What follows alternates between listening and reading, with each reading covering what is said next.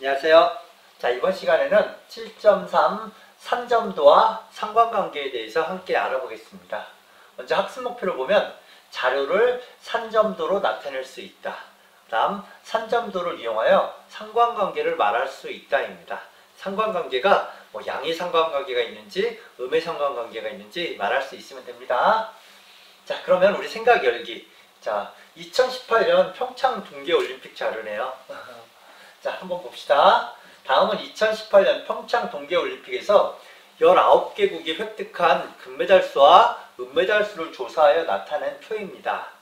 획득한 금메달 수와 은메달 수 사이의 관계를 한번 생각해 봅시다. 자, 현재 예를 들어서 노르웨이가 금 14개, 은 14개, 독일이 금 14개, 은 10개, 이렇게 해서 지금 10개국 나왔고 9개국 더 있죠. 19개국에 금메달, 은메달이 있네요. 우리나라 어디 있었죠? 대한민국 금 5개, 은 8개. 그래서 뭔가 이게 순위처럼 나온 것 같죠? 올림픽에서 순위는 의미 없다고 하지만 그래도 왠지 여기 자료를 보면 7등인 것 같네요. 자, 그러면 활동 1.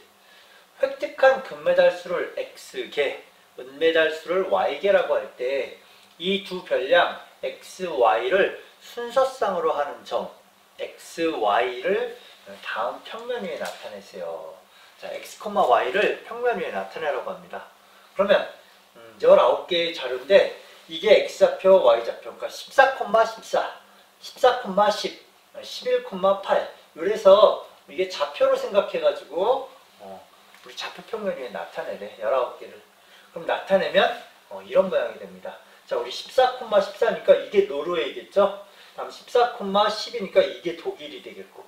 그래서 이게 19개 점들을 다 찍어봤더니 이런 모양이 나왔습니다. 뭔가 규칙성이 보이나요? 약간의 규칙성이 선생님 눈에는 좀 보입니다. 활동 2. 활동 1에서 나타난 그림을 보고 획득한 금메달 수와 은메달 수 사이에는 어떤 관계가 있는지 말해보자. 자, 금메달 수하고 은메달 수. 자, 어떤 이런 모양을 갖고 있죠?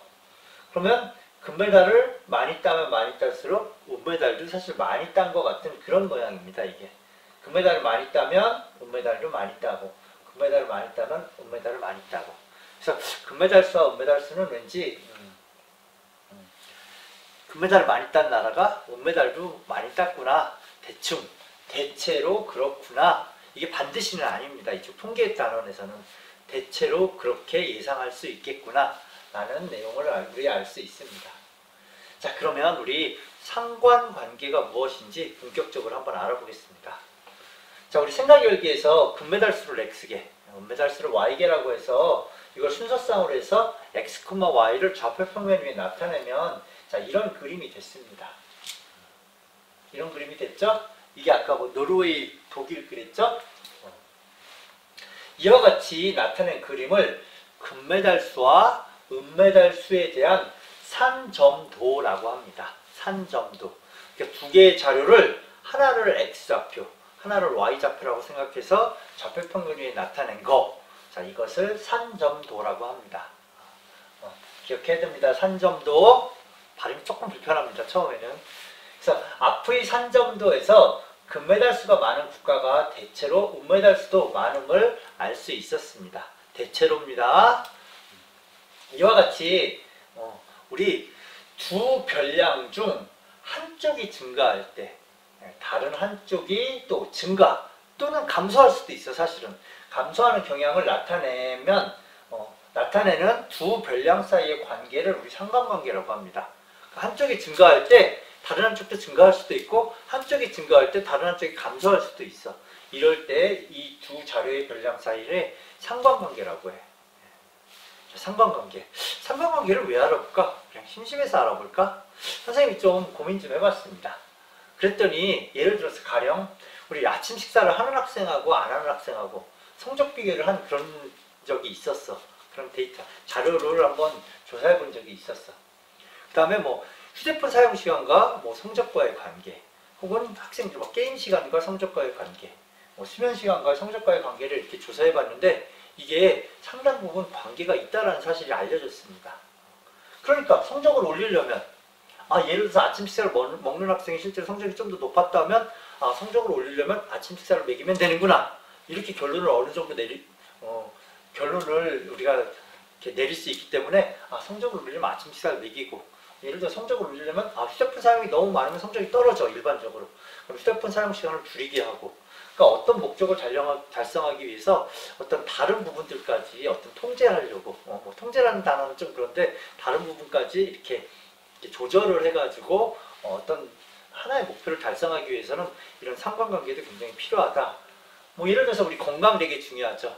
그래서 뭐 하루에 마시는 물의 양과 건강, 이거 상관관계 조사했더니 관계가 사실 없을 수도 있어. 근데 관계가 있다고 나오면 물을 많이 마시게 하면 건강이 좋아지는구나. 담배를 피는 사람 건강이 어떨까? 조사를 막 했더니 당연히 담배를 많이 피면 많이 필수록 건강이 안 좋아져. 이런 예를 결론이 났으면 건강을 좋게 하기 위해서는 흡연을 줄여야 되겠구나, 흡연을 안 하게 해야 되겠구나, 이런 결론을 얻을 수 있습니다. 운동신경과 건강, 나트륨 섭취량과 건강 같은 건강과의 관계를 이제 상관관계를 조사하면 이게 관계가 있을 때는 얘네들을 조절하면 건강이 좋아질 수 있겠구나 라는 결론을 얻을 수 있는 것입니다. 그래서 상관관계에 있는 것들을 조절함으로써 다른 것들을 더 이렇게 더 효과 있게 하기 위해서 우리 상관관계를 공부하는 것입니다. 자, 그 다음 상관관계가 우리 어쩔 때는 양의 관계만 있어야지 상관관계가 있다고 생각하는 경우도 있는데 아니야. 양 또는 음의 상관관계가 있을 때 통틀어 상관관계가 있다고 합니다. 아까 생각나는 거, 뭐 흡연하는 것과 건강. 흡연을 많이 하면 많이 할수록 건강은 안 좋아지겠죠. 그럼 이럴 때도 음의 상관관계가 있다고 부르는 건데 이제 좀 있으면 자세하게 합니다. 이럴 때도 상관관계가 있는 것입니다. 선생님 발음을 빨리 하면 발음이 이상해져. 상관관계 이렇게 돼. 상관관계가 음의 상관관계도 상관관계가 있는 것입니다. 그럼 우리 이제 이런 산점도를 한번 보고 우리 한번 판단해 봅시다. 산점도 모양이 이렇게 나오면 이게 그러니까 뭐 정비례 같은 그래프 모양이 이렇게 나오면 우리 이거는 양의 상관관계가 있다 이렇게 부릅니다. 그래서 지금 얘하고 얘는 양의 상관관계가 있는 산점도입니다. 근데 이게 어떤 한 직선을 기준으로 더 많이 모여 있으면 좀 강한 경우라고 하고 굉장히 밀접한 관계가 있는 거야, 두 개 자료가. 그 다음에 좀 약간 한 점을 기준으로 좀 멀리 떨어져 있으면 상관관계가 있기는 있는데 좀 관계는 조금 약하다 이렇게 얘기합니다. 근데 이게 참고로 하나의 자료만 나오면 이게 강한 건지 약한 건지 얘기하기는 좀 곤란합니다. 강하다 약하다는 보통 두 개의 자료가 이렇게 나왔을 때 이거보단 이게 강하구나, 이거보단 이게 약하구나 라고 표현해 주지 하나에 딱 보고 얘가 강한 관계, 약한 관계 표현하지는 잘 않습니다. 대신 하나 보고 이게 양의 상관관계인지 음의 상관관계인지는 알 수 있습니다. 이게 이렇게 뭐 y는 x의 형태의 모양이면 그러면 기울기가 양수인 형태의 이런 정비례 함수 모양이면 이게 양의 상관관계가 있는 산점도이다 이렇게 표현하고, 이렇게 표현이 돼. 이렇게 마치 기울기가 좀 음수인 1차 함수 그래프 같죠? 이렇게 표현이 되면 이건 음의 상관관계가 있구나, x가 증가하면 y는 감소하는구나, x가 증가하면 y는 감소하는구나, 아까 자꾸 얘기하는 것처럼 흡연을 많이 하면 건강이 안 좋아지는구나, 뭐 이런 거하고 되게 비슷합니다. 그래서 이렇게 모양이 생기면 우리 음의 상관관계가 있다고 하고, 그럼 아까하고 똑같이 어떤 한 직선을 기준으로 바싹바싹 붙어 있으면 강한 관계가 있구나, 어떤 직선을 기준으로 좀 멀리 떨어져 있으면 약한 관계가 있구나, 그 다음에 강하다 약하다는 약간 상대적이다, 두 개를 비교할 때 표현한다. 하나 나왔을 때는 표현하지 않는다. 강하다 약하다. 알겠습니까? 그래서 자, 한 번 더 정리하면 산점도에서 두 별량의 상관관계가 강할수록 점들이 어떤 한 직선 주위에 가까이 모입니다. 한 직선 주위에 그럼 멀리 퍼져 있으면 좀 관계가 약합니다. 자, 그래서 4개 자료를 비교를 하면 사실 이렇게 나와 있을 때는 이건 양의 상관관계, 이건 음의 상관관계. 이건 비교가 가능하니까 강한 양의 상관관계, 약한 양의 상관관계. 이건 강한 음의 상관관계, 이건 약한 음의 상관관계. 다시 얘기하지만 강하다 약하다는 둘이 비교할 때 사용합니다.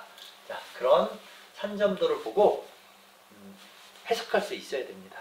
지금 이게 해석하는 겁니다. 양의 관계, 음의 관계. 자, 그러면 또 모든 두 자료가 언제나 상관관계가 있기만 하느냐? 아닙니다. 상관관계가 전혀 없을 수도 있습니다.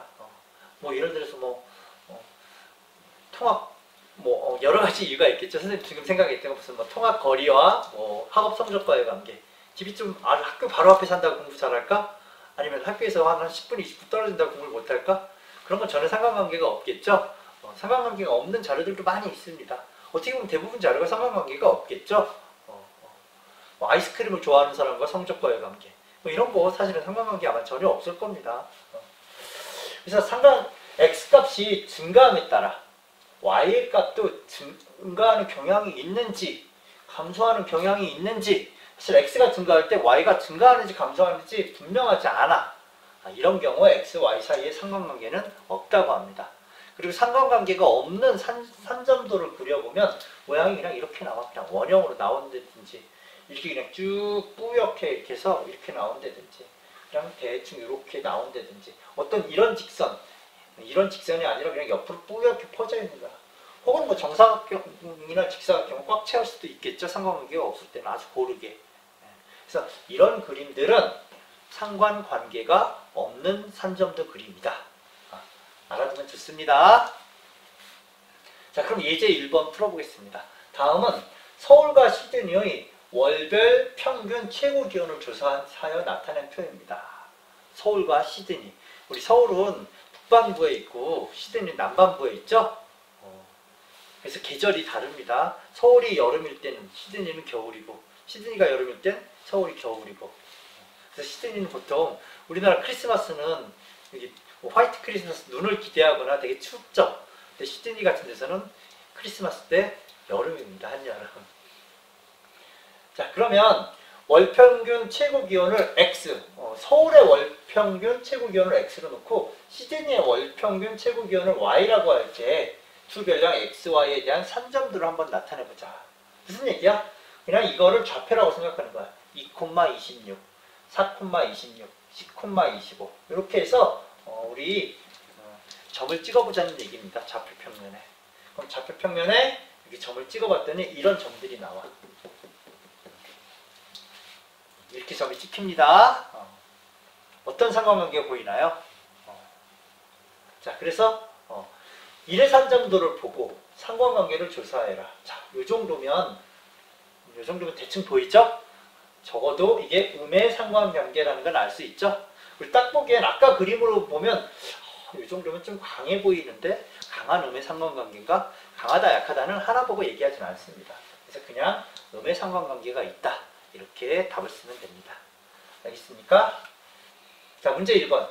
다음은 여러 종류의 자동차를 대상으로 주행속도와 제동거리를 조사하여 나타낸 표다. 자, 제동거리는 이렇게 브레이크를 딱 밟았을 때 얼만큼 더 달려간 다음에 쓰는지 이게 제동거리입니다. 사실 속도가 되게 높으면 제동거리도 길어지겠죠? 왠지 양의 상관관계가 있을 것 같죠? 이게 제동거리라는 말이 뭔지 알면 속도가 고속으로 달리면 브레이크를 밟아도 한참 달려가다 쓰겠죠? 이런 지금 느낌입니다. 그래서 속도가 50일 때 제동거리 15, 속도가 100이면 제동거리 60. 많이 늘어나네요. 이거 2배 늘어났는데 이거 4배가 늘어났어, 제동거리가.